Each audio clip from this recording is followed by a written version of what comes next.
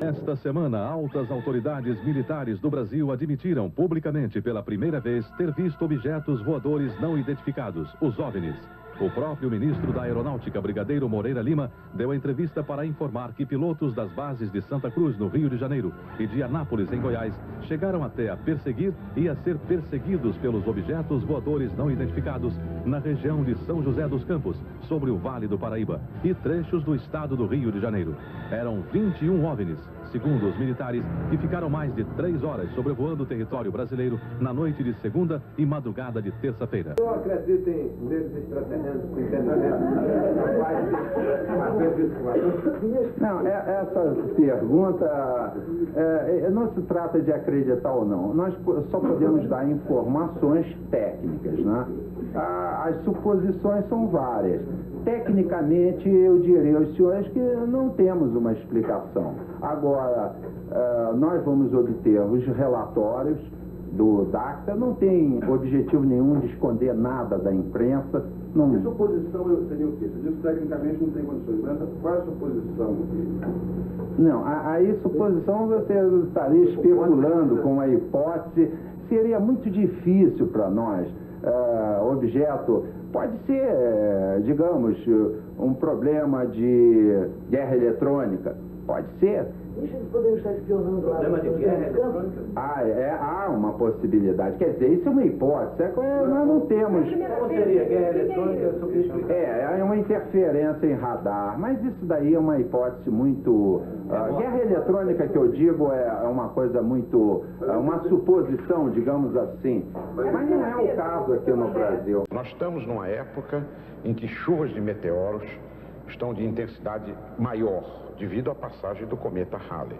A Terra passa atualmente com a sua atmosfera pela trajetória onde o Halley deixou o resto de partículas e, portanto, essas partículas, ao entrarem na atmosfera terrestre, provocam meteoros. São as chuvas de meteoros. Algumas delas ocorrendo exatamente nos dias agora de maio. Muita gente até hoje não entende o que aconteceu em Washington em 1952. E certamente muita gente não vai entender o que aconteceu esta semana nos céus do Brasil, na região de São José dos Campos. Mas este homem, o professor Michael Persinger, da Universidade de Sudbury, no Canadá, depois de estudar durante anos os fenômenos como os que ocorreram em Washington e São José dos Campos, acha que pode explicá-los. O professor Persinger programou um poderoso computador com as informações sobre os OVNIs e ligou ou relacionou estes dados com fontes maciças de energia, como impactos de meteoritos e terremotos. Concluímos, diz ele, que basicamente os casos de visões de OVNIs e certas bolas luminosas estão relacionados com os movimentos das camadas no interior da Terra. Assim, pouco antes ou depois de um terremoto ou do impacto da queda de um meteorito, aumenta o número de casos de objetos voadores não identificados. Segundo o professor Persinger, em todo o mundo ocorrem constantes terremotos nas camadas inferiores da Terra. A pressão das rochas no atrito produz e faz escapar um gás quente ionizado que é visto na atmosfera como uma bola luminosa. Mesmo nos países onde não há terremotos visíveis, isto acontece, o que pode ser constatado por qualquer cientista. Só falta explicar por que os radares e os instrumentos de bordo dos aviões sofrem interferência ou entram em pane quando estes OVNIs aparecem. Veja a solução deste fenômeno com a reprodução, sob controle, da liberação de gases ionizados e luminosos nesta experiência feita no laboratório do Departamento de Minas do estado do Colorado. Esta peça de granito é comprimida em uma prensa, como ocorre nas camadas mais baixas da Terra. Quando a pressão chega ao ponto máximo, o granito explode, soltando gases ionizados que são acompanhados de uma intensa radiofrequência. Os gases produzem as bolas luminosas e a radiofrequência causa interferência em aparelhos eletrônicos. Veja agora em câmera lenta.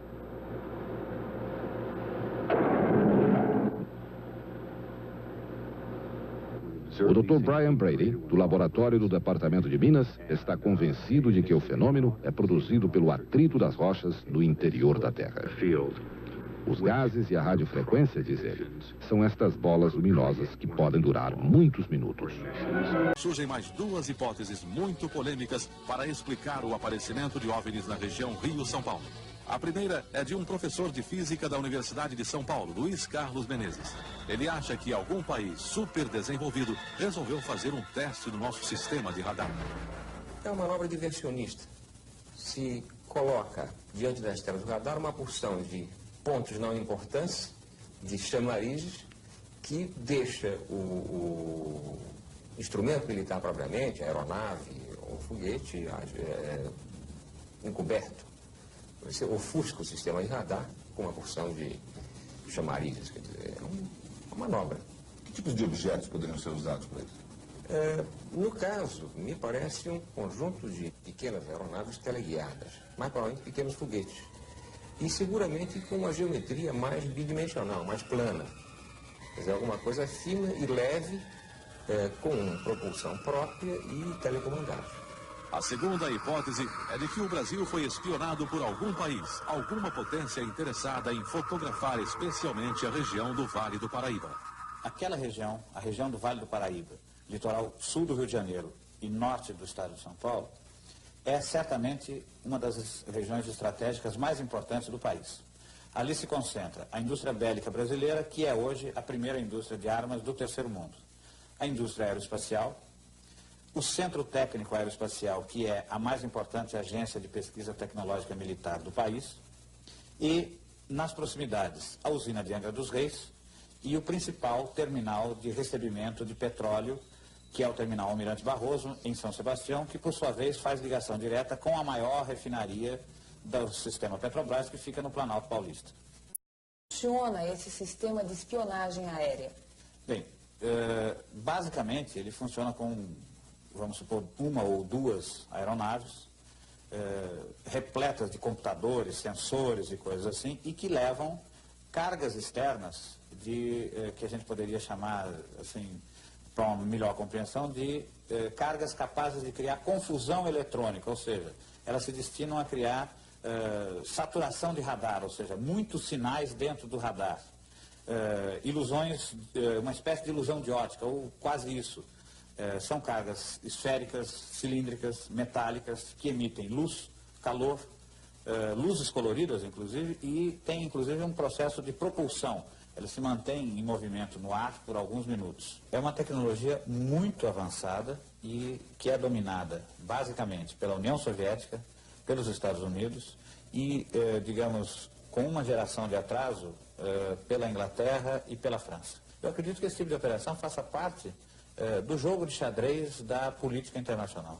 Conclusão.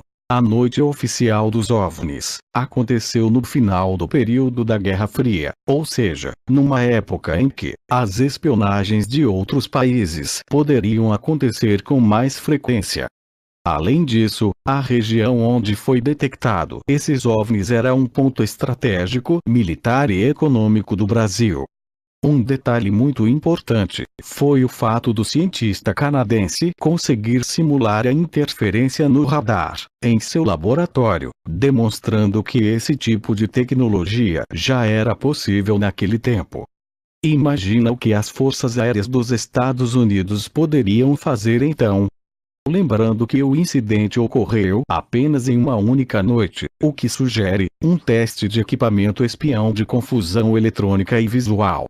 Aliás, justamente sendo testado em uma área estratégica. Obviamente, se fosse um país desenvolvido, jamais alguma autoridade ia reivindicar um ato desse, até mesmo para evitar atrito entre nações.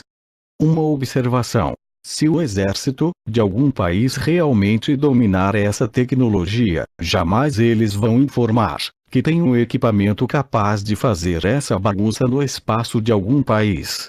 Ressalta-se que a explicação do cometa Halley não era suficiente, no entanto, serviu para saturar o céu ainda mais, e produzindo mais testemunhas de avistamentos de OVNIs. Infelizmente, a hipótese de espaçonaves extraterrestres são pouco prováveis. Afinal de contas, essas supostas revoadas alienígenas aconteceram apenas em uma única noite, além de fazer brincadeiras e confusões com a Força Aérea Brasileira, só demonstraria que esse povo de outros planetas são uns desocupados para sair dos confins do universo e vir em terras tupiniquins e fazer gracinha com nossa cara. Deixo bem claro que é a minha opinião.